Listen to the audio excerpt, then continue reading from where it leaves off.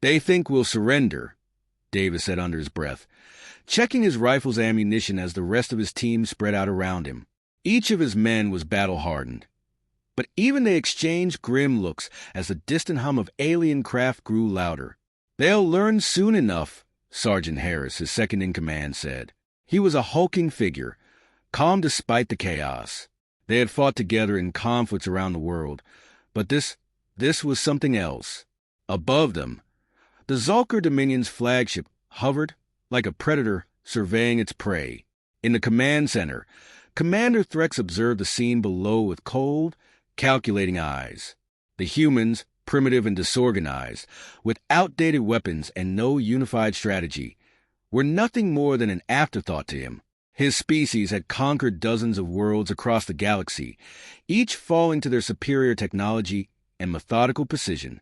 "Commander, the humans are gathering in scattered pockets of resistance," one of his advisors reported, looking at a screen filled with tactical data. "Shall we proceed with the final sweep?" Threx didn't bother to look. "They'll fall in hours. A few skirmishes, and the rest will bend the knee. Begin the assault." The order was given, and several Zalker strike teams descended from the sky, sleek black vessels slicing through the atmosphere toward the last known positions of human resistance. For Threx, this was a formality, a final gesture to ensure total domination. The humans were already defeated in his mind. But on the ground, Davis and his team were anything but defeated. They were waiting. As the first alien transport touched down on the ravaged Earth, the soldiers inside, tall and armored in gleaming silver, marched out in perfect formation.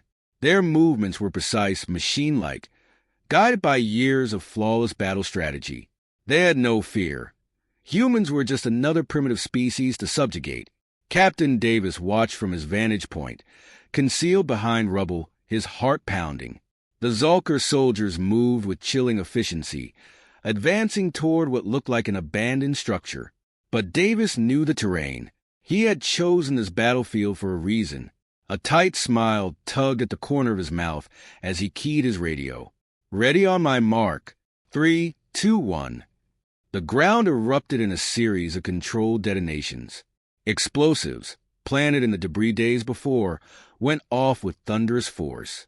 The Zalker formation was blown apart, bodies thrown like ragdolls into the air. Davis's team moved in, rifles blazing as they struck from the shadows. Precision shots took out key targets, officers, communications equipment, anything that could break the enemy's coordination. Sergeant Harris was a blur of motion, taking out 2 soldiers with clean, efficient shots, his expression grim but focused. "Looks like they're not invincible after all," he muttered, reloading as alien blood stained the earth around him. The Zalker, caught completely off guard, scrambled to regroup. Their superior technology should have given them an edge, but Davis's team didn't fight by the rules. They fought like ghosts, vanishing into cover, attacking from angles the aliens couldn't predict. Guerrilla warfare was second nature to them, and the chaos it sowed was tearing the Zalker formation apart. From his command ship, Commander Threx's cold eyes narrowed. This wasn't how the battle was supposed to go. His data projections had assured him of a swift, surgical victory. But the humans, these soldiers, were operating outside the expected parameters. Their movements were erratic, their tactics unpredictable. "Recalculate the projections," Threx ordered, a sharp edge to his voice. His officers scrambled to comply, but there was no logic to the humans' assault. The Zalker were being outmaneuvered by what should have been a vastly inferior force. Threx felt something he hadn't experienced in decades of warfare: uncertainty. Back on the battlefield, the human forces pressed their advantage. Davis's heart raced as he sprinted between cover, his mind calculating their next move. He could see the confusion in the enemy's ranks, the hesitation in their once flawless advance. The Zalker soldiers were well trained, but they were used to straightforward engagements, not this chaotic, hit-and-run combat. A Zalker officer, trying to rally his troops, raised a plasma rifle to fire at Davis's position. Before he could pull the trigger, a sniper round tore through his helmet, sending him crumpling to the ground. Corporal Jones, perched on a rooftop nearby, gave a quick nod over the radio. "Nice shot, Jones," Davis murmured, moving forward to finish the fight. The enemy was faltering, but they wouldn't break yet. Not until they understood the truth. As the last of the Zalker strike team withdrew, Davis signaled his men to hold position. The battle wasn't over. It had only just begun. "They thought we'd surrender," Harris said, his voice steady despite the adrenaline coursing through him. "They thought we'd just roll over." "They'll learn," Davis replied, his eyes locked on the retreating alien forces. One way or another. Above them, in the cold vacuum of space, Commander Threx stared at the tactical displays, watching his forces falter. The humans weren't behaving logically, and that, he realized, was what made them dangerous. With a sharp inhale, Threx turned to his officers. "Prepare for a deeper engagement. These humans, they are not what we expected." The forest outside the city was thick with shadows, and the air carried the tense silence of soldiers waiting to strike. Captain Davis crouched low beneath the cover of thick brush, his sharp gaze fixed on the clearing ahead. The Zalka patrols were closing in. He could hear the hum of their plasma weapons and the precision of their footsteps on the forest floor. "Stay sharp," Davis whispered into his radio, his voice barely audible. His team, hidden in the undergrowth around him, remained silent but ready, their eyes trained on their captain. They knew the stakes. There was no room for error now. The Zalker forces had regrouped after the ambush in the city, sending waves of reinforcements from their massive orbiting fleet. They adapted quickly, but their solutions were still rooted in logic, in rigid tactics. It wasn't enough to stop the humans, not when they fought like this. Davis had led his men deeper into the wilderness, forcing the aliens to spread themselves thin, to chase ghosts through terrain they didn't understand. And it was working so far. The clearing ahead shimmered with a strange energy as the alien patrol entered. Davis's heart raced as he counted their numbers. Too many. They were sending in larger groups now, adjusting their strategy. He signaled Sergeant Harris, who lay hidden in the trees above, his rifle trained on the leader of the patrol. Harris's finger hovered over the trigger. Davis gave the signal. A single shot cracked through the still air, and the Zalker officer fell. Chaos erupted. Davis and his team opened fire, striking fast and hard, emerging from the shadows like predators.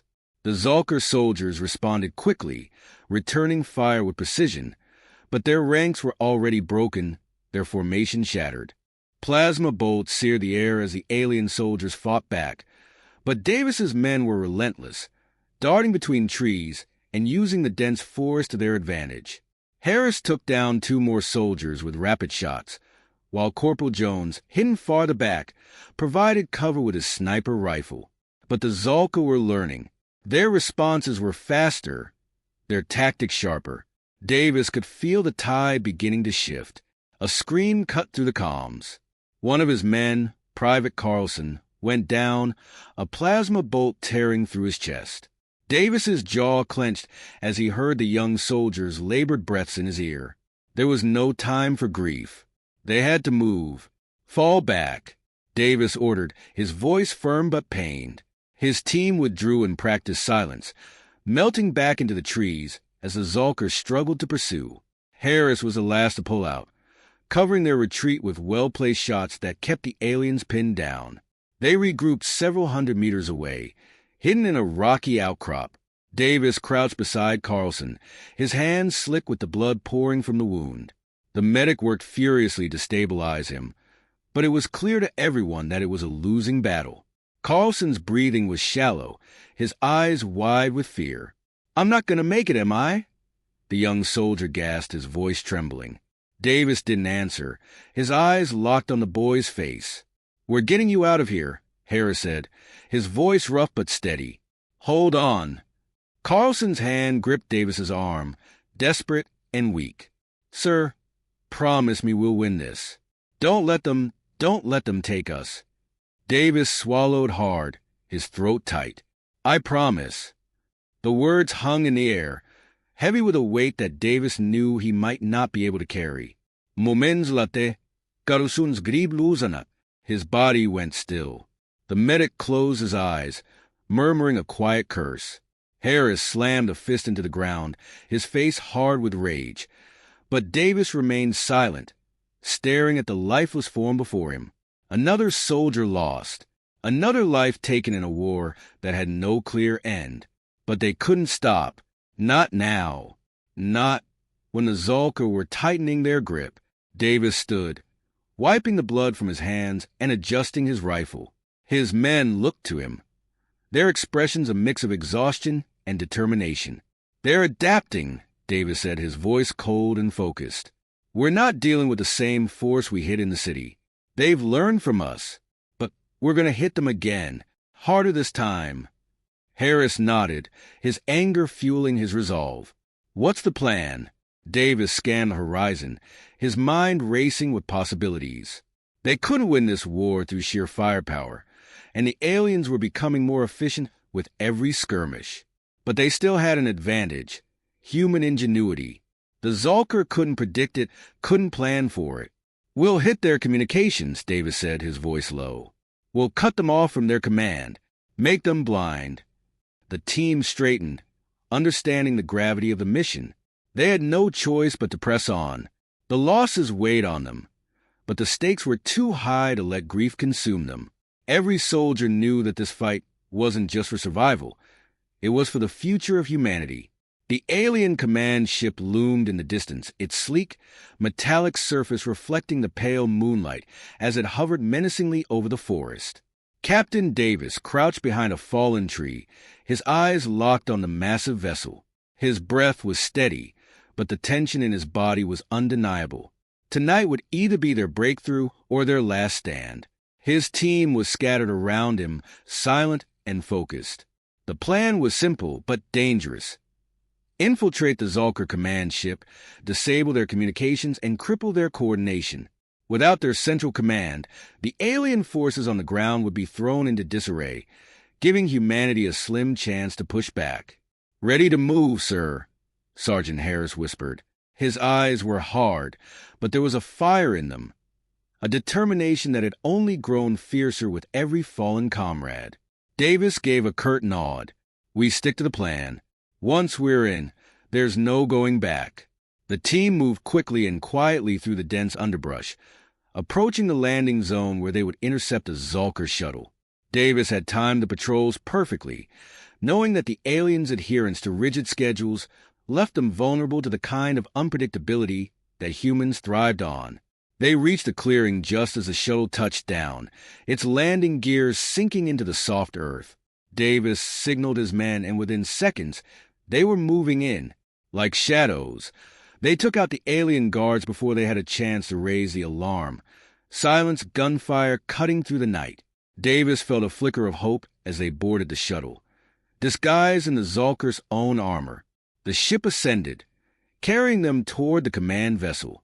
Inside the cramped shuttle, the team exchanged silent glances, each man aware of the stakes. There was no room for error. If they were discovered before reaching the command deck, it would mean certain death. The shuttle docked with the massive command ship, and Davis's heart pounded in his chest as the hatch opened. His team moved with military precision, blending into the flow of alien soldiers as they navigated the sterile, metallic corridors. The Zolkar's rigid hierarchy worked in their favor. No one questioned their presence. Not yet. They reached the central communications hub without incident. Davis gave Harris a nod, and the sergeant placed a small device on the terminal. It hummed softly as it worked, scrambling the Zolkar's encrypted signals. The countdown had begun. 5 minutes, Harris whispered. Then we blow the command center. Davis scanned the room, his pulse steady despite the tension coiling inside him. Everything had gone according to plan so far, but he knew how quickly things could change. The Zolkar were methodical, but they weren't fools. It was only a matter of time before they realized what was happening. Just as the thought crossed his mind, the door to the communications hub slid open, and a Zolkar officer entered, his piercing eyes immediately locking onto Davis's team. For a heartbeat, the room was frozen in silence. "Go!" Davis shouted, raising his weapon and firing. The officer crumpled, but the alarm blared instantly, echoing through the corridors like a war cry. The mission had entered its final phase. There was no turning back now. Harris slammed his fist down on the detonator, and the explosive charges they had planted throughout the ship erupted in a series of concussive blasts. The command center shook violently, the lights flickering as the ship's systems began to fail. "We need to move," Davis barked, his team already sprinting toward the exit. The one-sterile corridors were now filled with smoke and chaos as alien soldiers scrambled to restore order. But without communications, without direction, they were lost. Davis and his men fought their way through the ship, each step a struggle as the Zalker forces descended into panic. They had spent centuries perfecting the art of war, but they had never faced an enemy like this, an enemy that fought without fear, that thrived on chaos. As they reached the hangar, Davis could see the cracks forming in the Zalker's once immaculate discipline. Soldiers barked conflicting orders, unable to coordinate without their centralized command. The ship itself groaned under the strain of the explosions, its once mighty structure beginning to falter. They boarded the shuttle and launched back toward Earth, the command ship crumbling behind them. Davis watched from the cockpit as fire blossomed across the alien vessel, tearing through its hull like a star collapsing inward. But even as the Zalker command ship fell from the sky, Davis's mind was already racing ahead. This victory, though critical, was just the beginning. They had struck a devastating blow, but the Zalker fleet remained in orbit, and their ground forces were still entrenched. "Good work, Captain," Harris said. Davis nodded, but his expression was hard. "We've crippled them, but the war isn't over." His eyes flicked toward the horizon, where the remaining Zalker warships still hung in the sky, their dark shapes like vultures circling a wounded animal. "We've shown them what we're capable of," Davis continued, his voice low but fierce. "Now we show them that we're not afraid to finish this." As the shuttle descended toward Earth, Davis tightened his grip on his rifle, his gaze set on the battlefield to come. The Zalker had underestimated humanity, and now they would face the full force of a species that refused to surrender. The war was far from over, but for the first time, Davis felt the tide beginning to turn.